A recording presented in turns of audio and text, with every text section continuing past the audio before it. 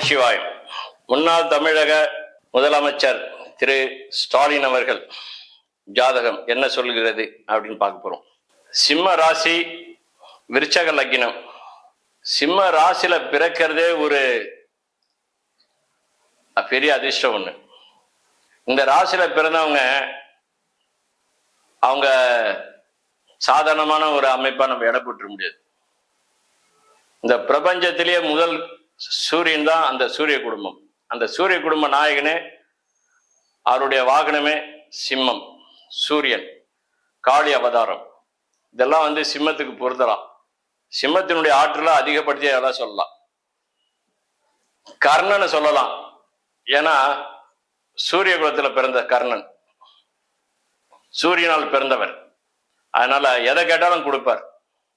அது மாதிரி தயால குணம் சிம்ம ராசியில பிறந்தவர்களாம். அது ஜெயலலிதாவா இருக்கட்டும், திரு ஸ்டாலின் அவர்கள் இருக்கட்டும், எப்பயுமே அவங்க கிட்ட ஒரு போராட்ட குணம் இருக்கும். போராடி தான் வெற்றி பெறுவாங்க. நீங்க போராட்டம் இல்லாம அந்த வெற்றியை கொடுத்தீங்கன்னா அதை திருப்திப்பட மாட்டாங்க. அவங்க இயல்பானது. அது மாதிரி சிங்கம் ஒரு மான் சிங்கத்து பக்கத்துல நின்றுச்சுன்னா அந்த சிங்கம் அதை அடிக்காது. தன்னுடைய பசி வரும்போதுதான் அதை ஓட விட்டு அதை அடிக்கும். இதுதான் விதி. அதனால எதை கொண்டு பயப்பட மாட்டாங்க. பயம் அறியாதது எதுனாக்கா சிம்மம் தான். ஆனால் ஸ்டாலின் எதை கண்டு பயப்பட மாட்டார். சாதாரணமா அப்படின்னு என்ன பண்ற அப்படின்னு அப்படியே பார்த்துட்டே இருப்பாரு. பாக்குறான்னு நினைக்க கூடாது. அந்த சிம்மம் உள்ள நெருப்பாடு அனல் பறக்கும், அனல் கக்கின்னு இருக்கும். ஆனா எப்ப அது உக்கிரமாவதோ அது அப்புறம் தான் உக்கிரமாகும். சாதாரணமா சிங்கம் வெளியே வராது.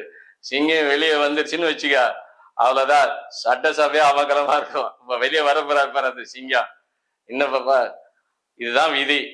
எதுக்காக சிம்மம் சொல்றேன்னா, சிங்கம் சீறி பாயும், மறைஞ்சல புலி மாதிரி பதுங்கிலாம் பாயாது. இது புலி இல்ல, சிங்கம்.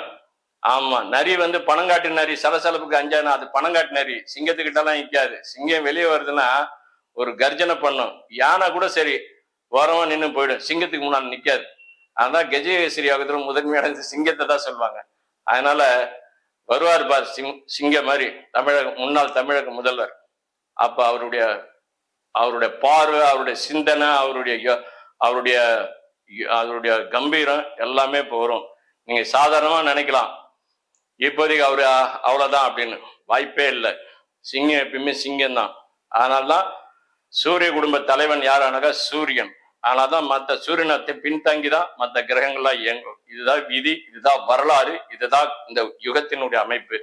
கிரேதா, திரேதா, துவபாரதா, கலியுகா, இந்த யுகங்கள் 4 யுகங்களுக்கும் புருஷன் காலபுருஷனுடைய அமைப்பை எப்படின்னா சூரியனை வச்சுதான் விதி முடிக்குது. இதுதான் பஞ்சபூதங்களின் தலைவன்.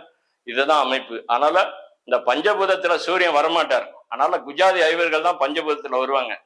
அதான் ராகு கேது வரமாட்டாங்க, சந்திரன் வரமாட்டாங்க, சூரியன் வரமாட்டாங்க. சனி, குரு, செவ்வா, சுக்கிரன், இவங்க புதன், இவங்கெல்லாம் வருவாங்க. இவங்க பஞ்சபூத அமைப்புல. அதனால இந்த பஞ்சபூத அமைப்புகளை வரும்போதே அதனுடைய உள்நோக்கமும் வெளிநோக்கமும் வெளி தோற்றமும் சூரியன் தான் முதன்மையானவர். இதுதான் பிரபஞ்சத்தினுடைய சக்தி. இதான். அதே மாதிரி சிம்மம் தான். இதுதான் விதி. அதனால இந்த சூரியன் இப்போ சாதாரணமா நினைக்காதீங்க. இப்ப அவருக்கு விருச்சக ராசி. இந்த விருச்சக ராசிக்கு இப்போதைக்கு சனி தசை போயிட்டு இருக்கு. சனி யோக தசை தான், ஒன்றும் தப்பு இல்லை.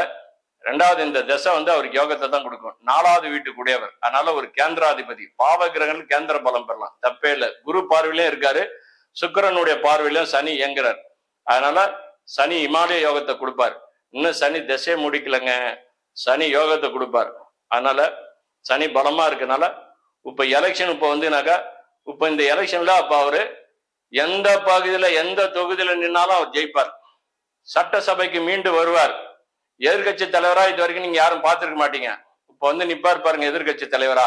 இததான் விதி. சட்டசபைக்குள்ள எதிர்கட்சி தலைவரா வருவார். எழுதி வச்சீங்க. அப்படி நான் சொன்னது நடக்கலைன்னா என்கிட்ட நீங்க கேட்கலாம். இதான் உண்மை. அதனால சட்டசபையில எதிர்கட்சி தலைவரா கண்டிப்பா இவர் உட்காருவார். இப்ப இந்த உடைய சித்தாந்தம், இந்த வரவேற்பு சில பேர் சொல்லலாம், இவருக்கு இப்போதைக்கு அட்டமத்துல சனி போகுது, ஏங்க 8ல போட்டோம், 12ல போட்டோம், 10ல போட்டோம், 5ல கூட போட்டோங்க, தப்பே இல்லைங்க. ஜனனகால ஜாதகத்துல சனிதான் தசை. அவரு சனி, அவருக்கு யோகர். அவர் ஜெயிக்க வைக்க போதே சனி தான்.